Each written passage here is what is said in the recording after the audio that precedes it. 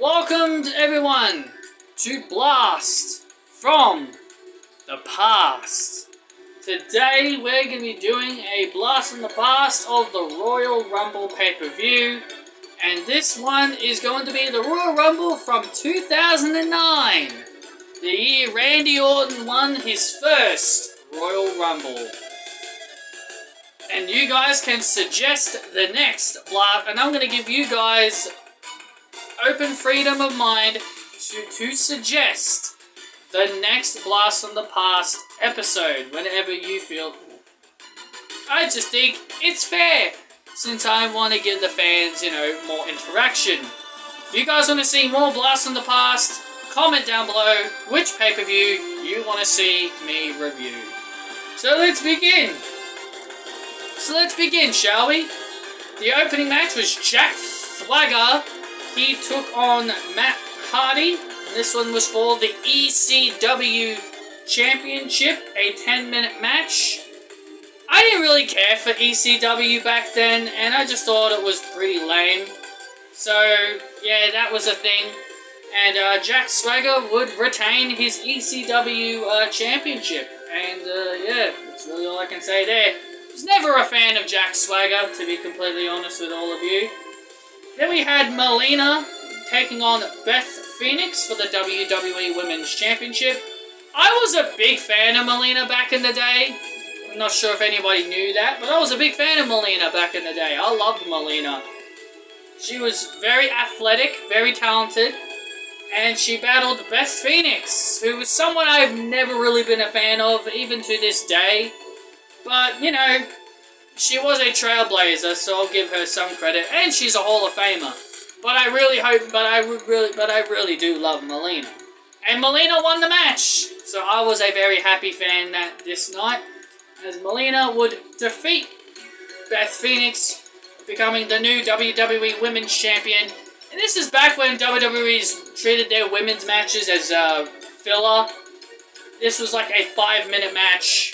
It deserved more time than that. Then we had John Cena versus John Bradshaw Layfield. John Bum Layfield, JBL. I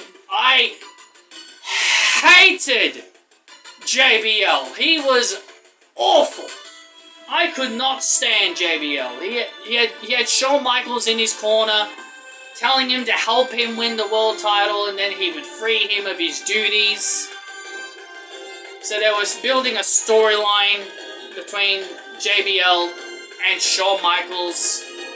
My God, it was just awful. It was just awful. And more importantly, I just wasn't a fan of JBL. He was just so awful.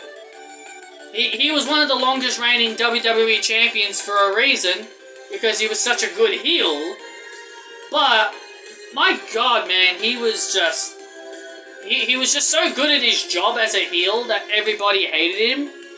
But overall, he's just a jackass. Just could not stand John Bradshaw Layfield.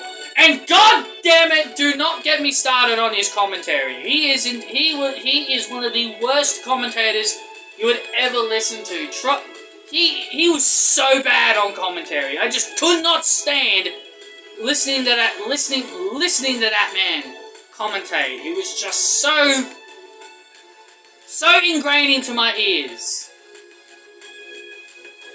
I'm more ranting about JBL than the match itself.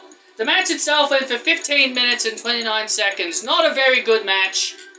And John Cena, being Super Cena, would win. Shawn Michaels did try to help JBL win, but John Cena would be Super John and successfully retain.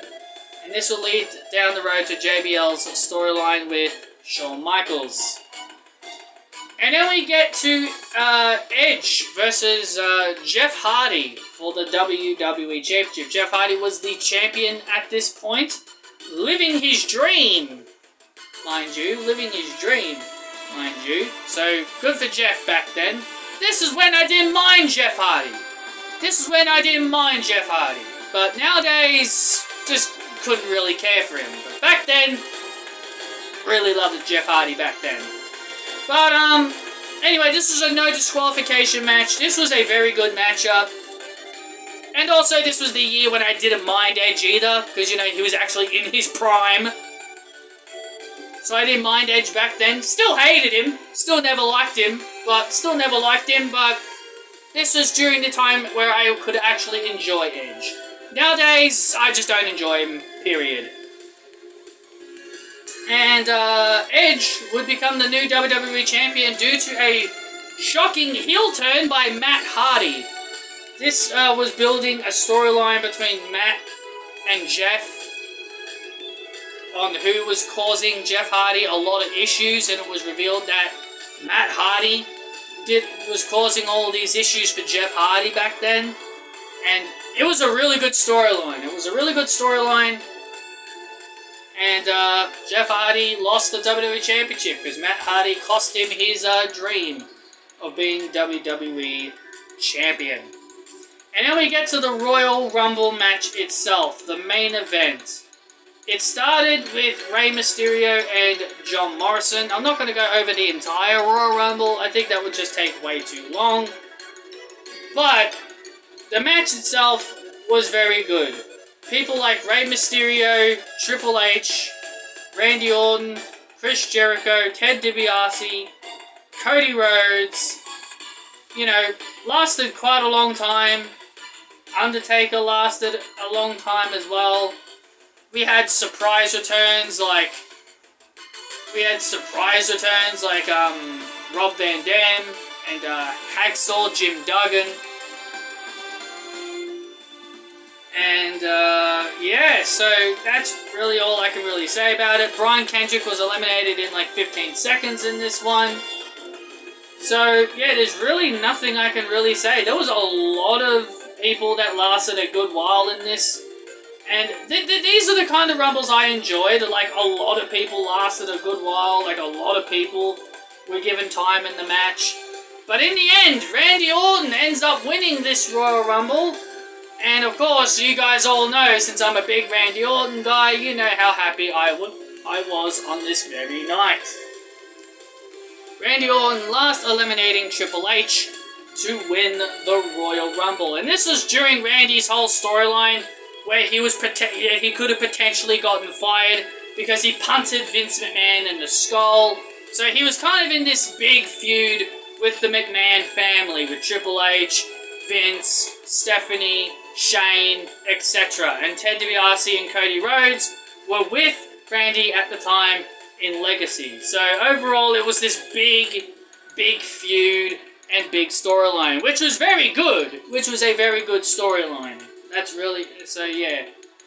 This was just when WWE was just at its most awesome at its time.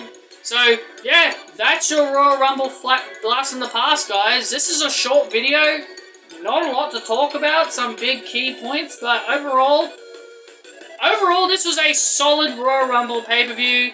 Didn't really care for the Jack Swagger Hardy match. Cena's JBL match just wouldn't click to me. Very happy to see Melina, one of my early favourites before Kelly really came along. Melina was one of my early favourites before Kelly really became one of my big favourites. And, yeah, just overall a solid Royal Rumble pay-per-view. If you guys did enjoy this Blast from the Past, be sure to hit that like button, comment your thoughts and opinions down below, and I will see you all next time.